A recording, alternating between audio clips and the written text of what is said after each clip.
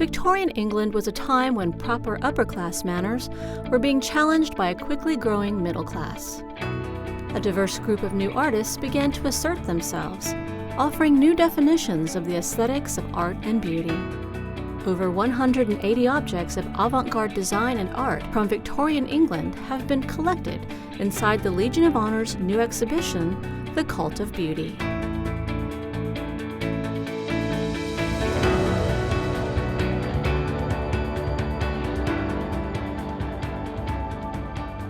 There was this group of artists that were not only revolutionaries in their artistic expression, but also in their personal lives and their interest in democratizing art and introducing beauty into the growing middle class. One of the inspirations for the Victorian avant-garde was the Industrial Revolution. Quality household goods were now being mass-produced. Artists responded by either creating elaborate, unique work or by embracing technology and trying to share beautiful creations with as many people as possible. William Morris was in a difficult position because he wanted the middle class to be able to acquire really beautifully made objects. But the pieces that he actually made, took so much handcrafting that they were quite expensive. I think he would have been pleased to know that there are things like Restoration Hardware and Crate and Barrel that try to make available to the middle class things that are well-formed, elegant, shapes and good materials. Over 50 lenders contributed art and craft to the Cult of Beauty exhibition. One of the partners is London's Victoria and Albert Museum, which has been collecting the finest examples of Victorian craft since Queen Victoria herself attended the museum's groundbreaking ceremony. The artists of the Victorian avant-garde believed that every object could contain an expression of beauty. The attention given when creating a towering sculpture should be the same as when creating a simple cottage gate. The aesthetes embraced art for art's own sake, whether in the curl of a flower or a stray lock of unpinned hair. Surprisingly, sensuality returned to public view during the Victorian era. Albert Moore, Rossetti, and Frederick Leighton were inspired by ancient Greek sculptures and found their new muses in modern times.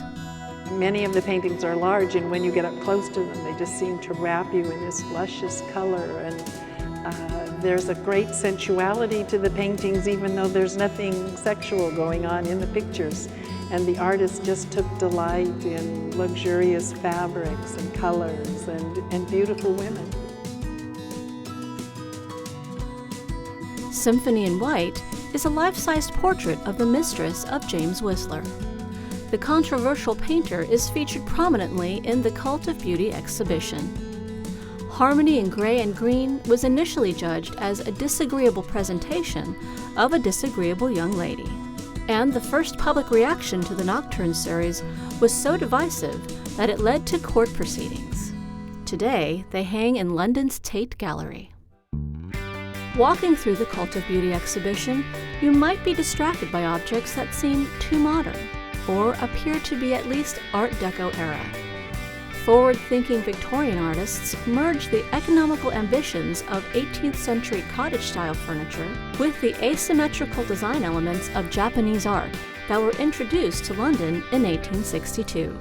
And so you come out with these very beautifully, sleekly designed forms that the artist combines with the new processes of manufacture to break things up very modern. Our visitors are really surprised that so many of the works have a very modern feel to them. The aesthetes believed that no object needed to be considered worthless or low class. Each thing, existing in its own place, was the best thing for its place. And what at first seems to be idle showiness actually strengthens and supports the richness of the rest of our todays and yesterdays. It's so exciting to have a project that you have worked on for so long, come to your own museum And museum curators are among the luckiest professionals because we get to share with tens of thousands of people the things that give us joy and the things that explain to our visitors the relationship between art and society. And art isn't just a frivolous, sidebar. It's a very important expression of culture and morals. And this particular moment, the artists were interested in beauty. San Francisco is the exclusive American host for the Cult of Beauty exhibition. The Legion of Honor's website has more information about the artists of the Victorian avant-garde and tips for planning your visit. Learn more at legionofhonor.famsf.org. Thanks for watching Culture Wire on SF Gov TV.